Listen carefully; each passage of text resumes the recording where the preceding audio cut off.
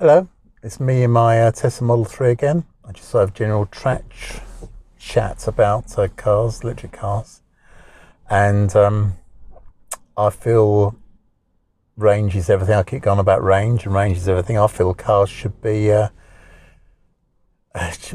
should pay per range in run-of-the-mill cars. When I'm not talking about Mercedes or Porsche or Audi and Jaguar, because with those you're not paying for the range. You're paying for name, trimming, a bit of luxury. But all electric cars are luxurious in their way because they're all quiet and smooth. This Tesla is as smooth as silk, this Model 3. Why wouldn't it be? It doesn't use a crazy piston engine banging away, so it would be smooth and quiet, wouldn't it? Even electric vans are smooth and quiet. So it's the only way to go. Disappointing for me is that I've leased this car for 2 years and over a year has gone, so and I won't be able to afford another one. But I will get another electric car because there's no option. Once you've had an electric car, there is no other car. I mean, there isn't no other car. I can warm myself in the morning before I get into it. Smooth, quiet. Everyone's scraping their screens from frost. I get in this car. All windows are clear. It's warm as toast. Wonderful. Electric cars can do things that fossil cars just can't do. But as I say, range is everything because range is the only thing stopping everyone having an electric car. Because charging at home is an absolute treat, as I keep going on so boringly. If anyone watches my videos, keep going on and on. But range is everything. And I think the cost of electric cars should be based on money. Like a £10,000 electric car, £10,000 electric car should do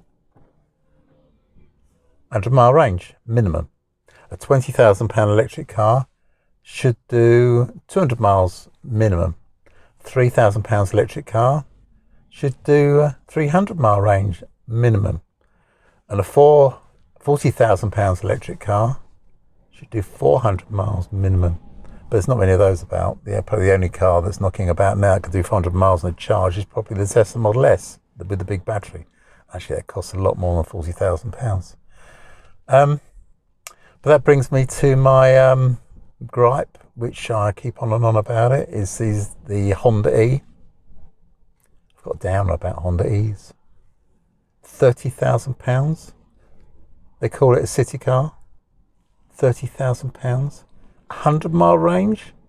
What are you having a laugh? You having a laugh? It's crazy thing. You can get, if you want to go around to the city, go on your bike for 200 quid. City car, £30,000. What a lot of old drivel. Stick a battery in it.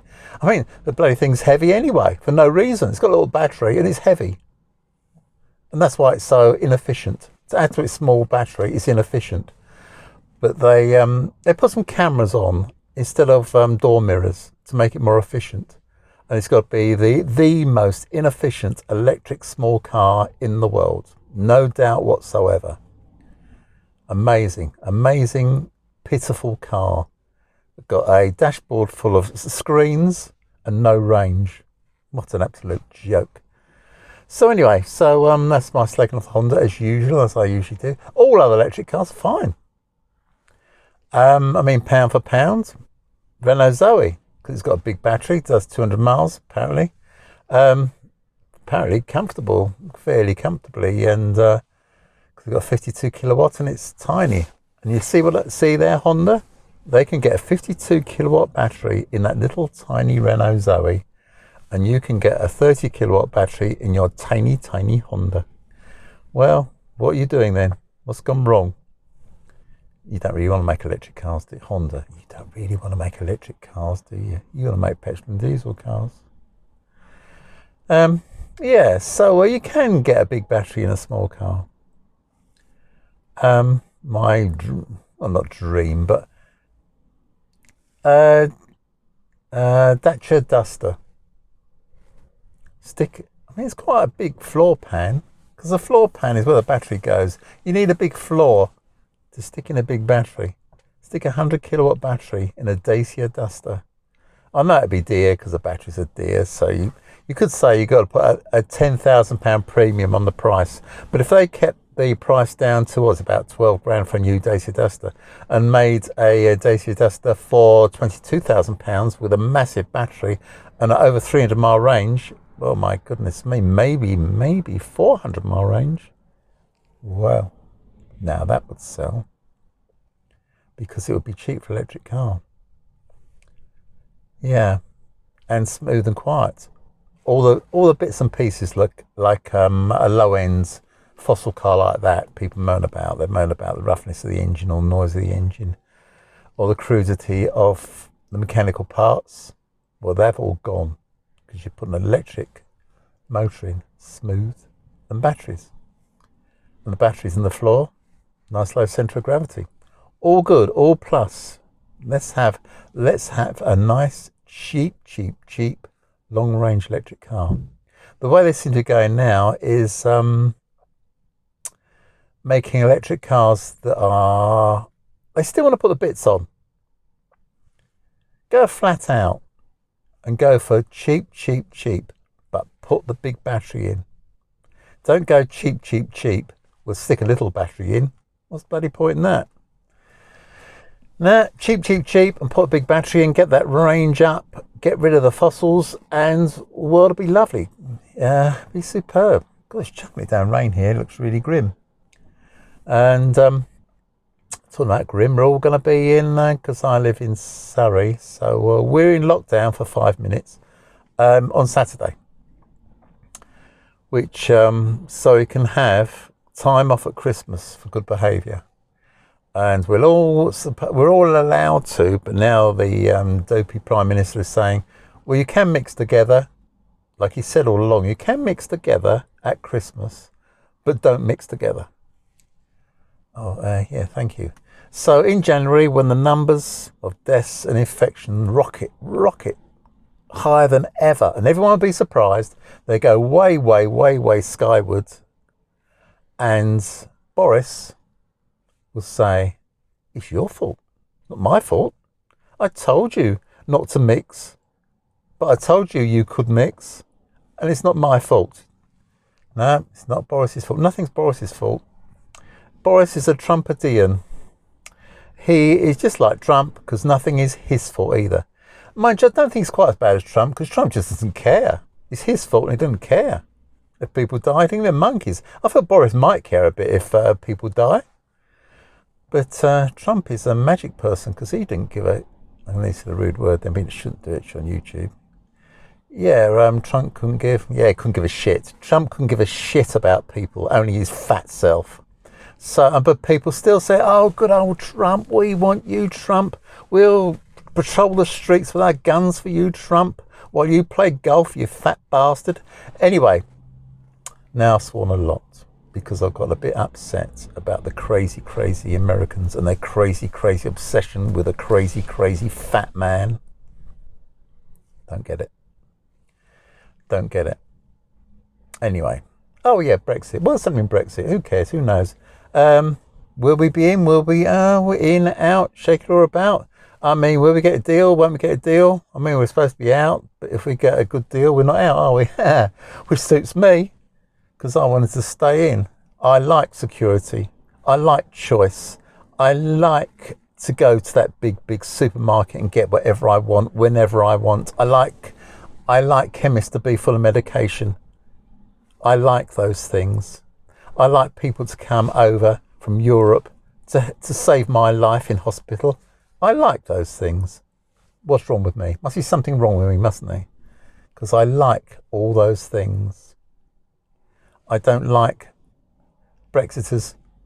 I think we'd feel better if we have Brexit, because there's no sense to it. There's no value to it. I mean, we've got it. It's not even implemented yet, but they're queuing up at the docks already. It's not even implemented.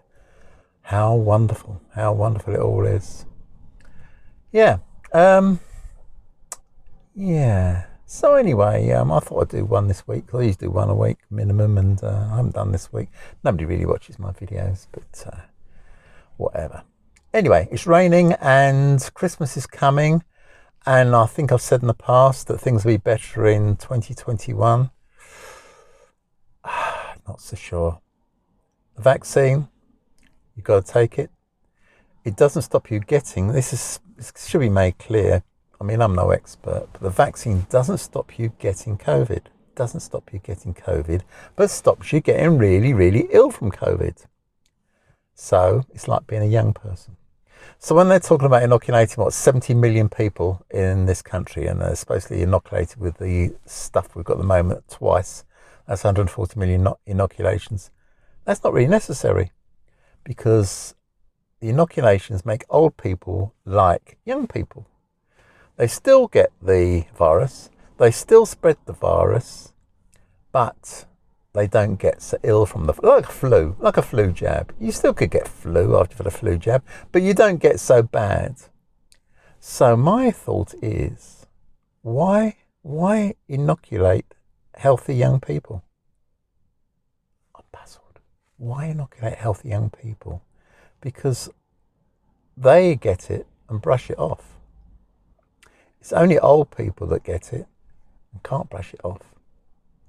Or younger people with health issues, they're in shtuck. So all those people have got to be inoculated. But young healthy people, why? What for? What point? No, they're all right. They are all right. As I say, you have your inoculation, you're still a spreader. You still get it and spread it. Anyway, so yeah, but if, all old people like me should get the old jab. And I'm on a diet, and I've lost 16 pounds in a few months, because the only thing that's going to save us all really is looking after yourself.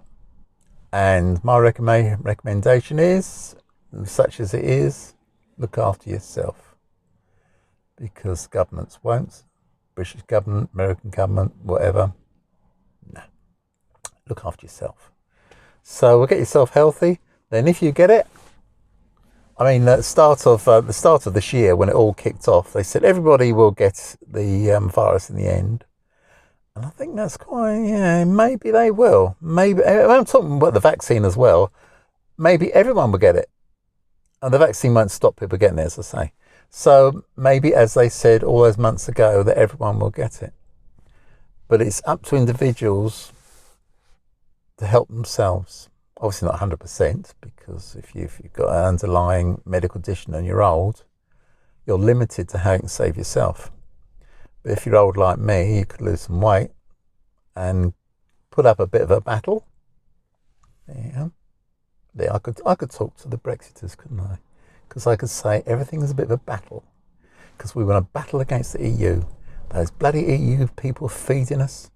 Those bloody EU people protecting us. The bloody EU, we haven't had a war in the UK for 75 years. That's pretty unique.